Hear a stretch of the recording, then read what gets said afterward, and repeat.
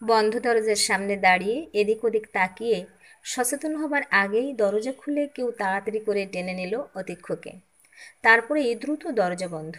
অতীক্ষর হাত ধরেই নিজের ঘরের মধ্যে টেনে নিয়ে যায় সেজুতি। মৃদু অথচ খিলখিলিয়ে হেসে উঠে বিছানার উপরে অতীক্ষকে ঠেলে ফেলে দেয় সেজুতি। আজ তাদের গোপন অভিসার। বাড়িতে আজ কেউ নেই, এরকম সুযোগ তো পাওয়াই যায় না। বাড়ির লোকের ফিরতে সেই সন্ধে।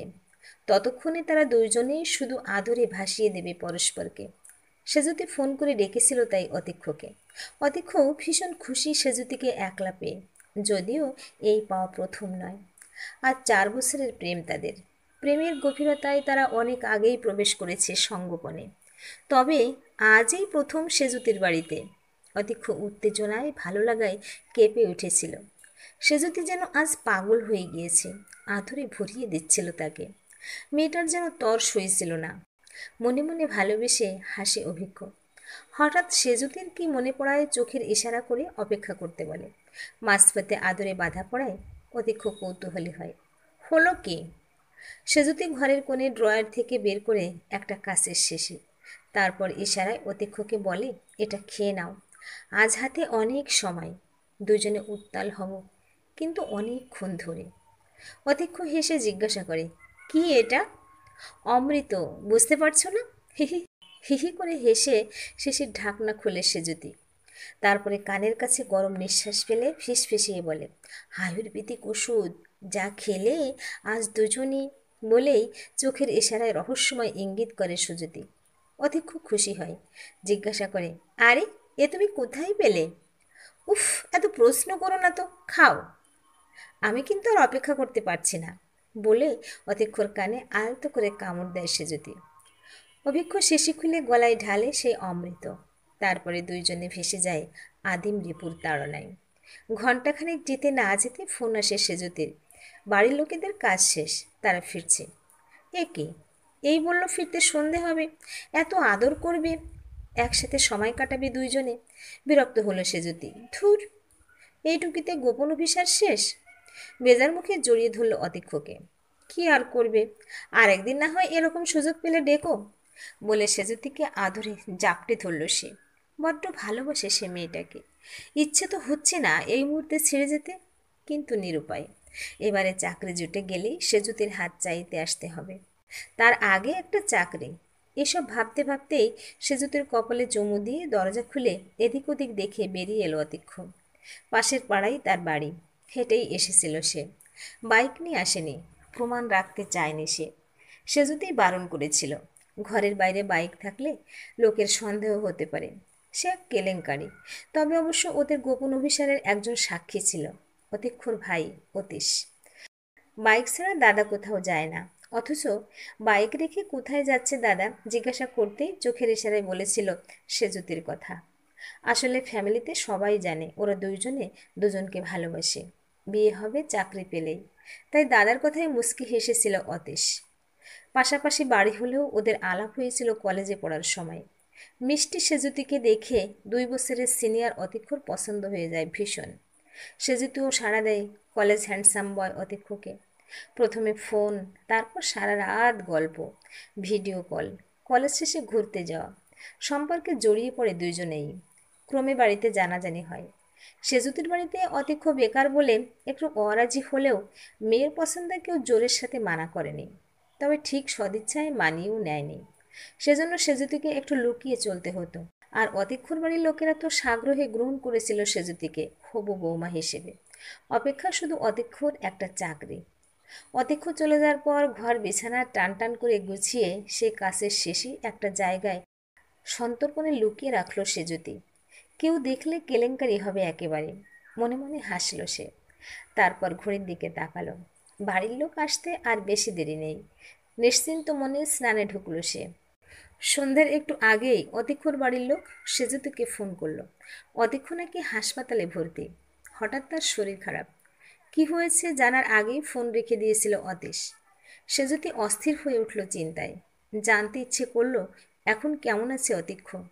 কিন্তু অতীক্ষর ফোনে বারবার ফোন করেও ফোন ধরল না কেউ।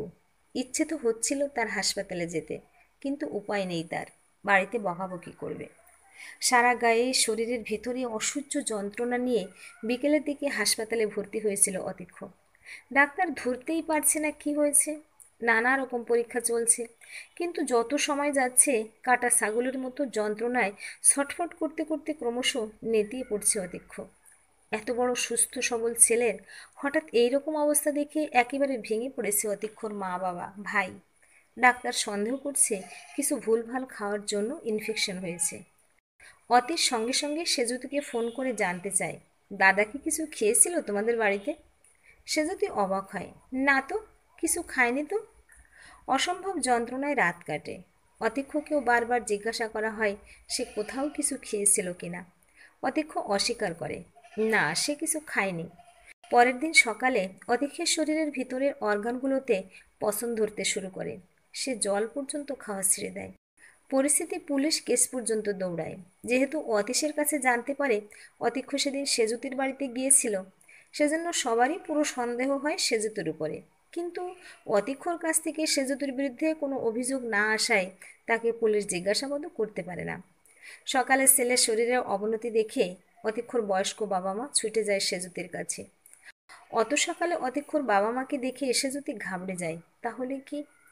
সেজুতিকে সামনে পেয়ে অতীক্ষর বাবা জিজ্ঞাসা করে, অতীশের কাছে শুনলাম ও কাল দুপুরে তোমাদের বাড়িতে এসেছিল, তখন কি কিছু খেয়েছে এখানে? বলো মা, মনে করে বলো। অতীক্ষর মা হাত জোর করে কাঁদতে কাঁদতে সরাসরি জিজ্ঞাসা করে, কি খাইয়েছো আমার ছেলেকে? তাড়াতাড়ি বলো, তাহলে তার অ্যান্টিবায়োটিক দিয়ে দ্রুত চিকিৎসা করাতে পারে ডাক্তাররা। আমার ছেলেটা নইলে বাঁচবে না। বলো কি খাইয়েছো? এরকম অভিযোগে সেজুতির চোখে জল চলে আসে, কাঁদতে থাকে সেও। ওর বাড়ির লোকজন অবাক হয় অতীক্ষর বাবা মায়ের ব্যবহারে। তারা সেজুতিকে ঘরে চলে যেতে বলে অতীক্ষর বাবা মাকে বুঝিয়ে ফেরত পাঠায়। সেজুতির কাছে কোনো সদুত্তর না পেয়ে নিরুপায় অতীক্ষর বাবা মা চলে আসে সেখান থেকে। আরও একদিন কাটে। তীব্র যন্ত্রণায় এবারে অতীক্ষর বিশ্বাস ভাঙতে শুরু করে, তাহলে কি সেজুতি ওই শিশিতে? শরীরের যন্ত্রণার সাথে সাথে এবারে মনের যন্ত্রণাও শুরু হয় তার। চোখের কোণ থেকে জল গড়িয়ে পড়ে তার। বিশ্বাস করতে ইচ্ছা হয় না, কিন্তু এই কয়দিন সে নিজের মনের সাথে যুদ্ধ করেছে এই ভেবে যে সে যদি এমন কাজ করতেই পারে না। সে যদি তো ভালোবাসে তাকে। এই যন্ত্রণা থেকে মুক্তি পেয়ে শেষবারের মতো বাঁচতে ইচ্ছে হয় তারও। অবশেষে পুলিশের কাছে সে সেজুতির বাড়িতে গিয়ে শিশির খাওয়া আয়ুর্বেদিক ওষুধের কথা বলে। পুলিশি তদন্ত শুরু হয়। সেজুতিকে গ্রেপ্তার করে অনেক জিজ্ঞাসাবাদের পরে স্বীকার করে সে, হ্যাঁ, সেই বিষ খাইয়েছিল অতীক্ষকে।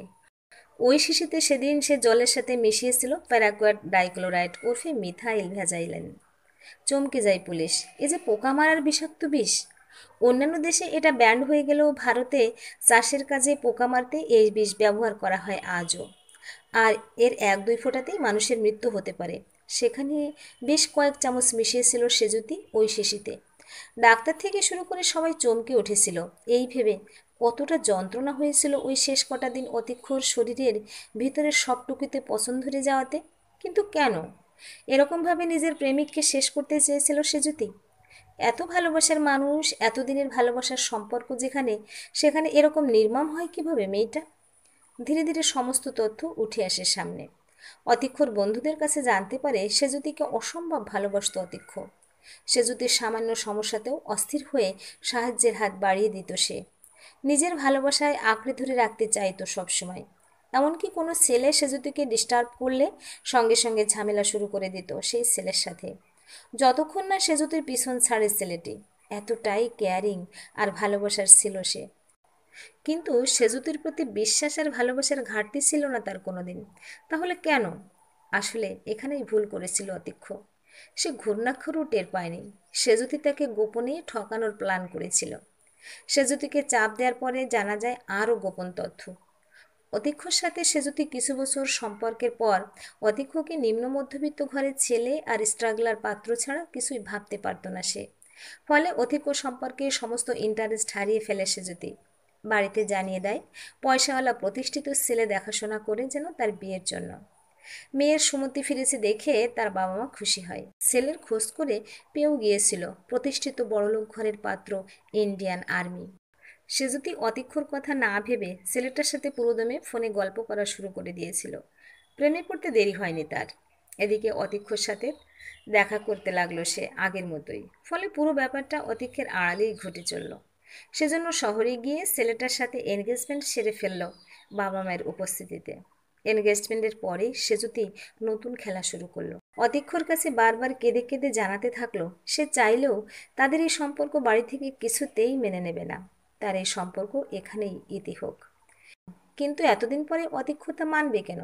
সে যদি আর সে কষ্ট পাবে এরকম কিছু সে হতেই দেবে না। সে শিগগিরই চাকরির একটা ব্যবস্থা করবে। এদিকে এইভাবে অতীক্ষকে যখন পিছু ছাড়াতে পারল না সেজুতি, তখন প্রমাদ গুনল সে কোনোভাবে যদি তার এনগেজমেন্টের খবর অতীক্ষর কানে পৌঁছে যায় তাহলে একেবারে দক্ষযজ্ঞ বেঁধে যাবে। তাছাড়া অতীক্ষর কাছে তার কিছু গোপন ভিডিওও ছিল, ভয় ছিল তার সেখানেও। যদি সব জানতে পেরে অতীক্ষ সেগুলো সবার সামনে ফাঁস করে দেয়, যদি বড়লোক ছেলেটি হাতছাড়া হয়ে যায়। যদিও অতীক্ষ ওই রকম ছেলে আদৌ ছিল না, তবুও সে যদি কোনো প্রমাণ রাখতে চায়নি। তাই সে এই নাছোড়বান্দা প্রেমিকের হাত থেকে নিজেকে ছাড়াতে তাকেই পৃথিবী থেকে সরিয়ে দেওয়ার প্ল্যান করতে থাকে। অবাক হতে হয়েছিল পুলিশ থেকে বিচারককে পর্যন্ত। কেন?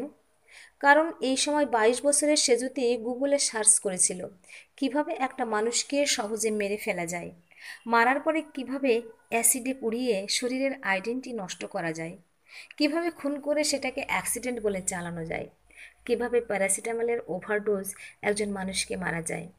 এইসব ভয়ঙ্কর তথ্য প্রতিদিন সার্চ করত সে। অবশেষে প্যারাসিটামলের আইডিয়াটা তার মনের মতো হয়।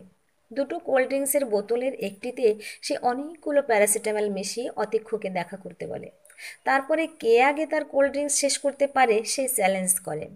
বিশ্বাস করে কয়েকটা খেয়েও কিন্তু খুব বাজে টেস্ট বলে আর খেতে চায়নি অতীক্ষ। সে যাত্রায় তাই সে বেঁচে যায় মৃত্যুর হাত থেকে। কিন্তু এইবার আর বাঁচতে পারেনি অতীক্ষ।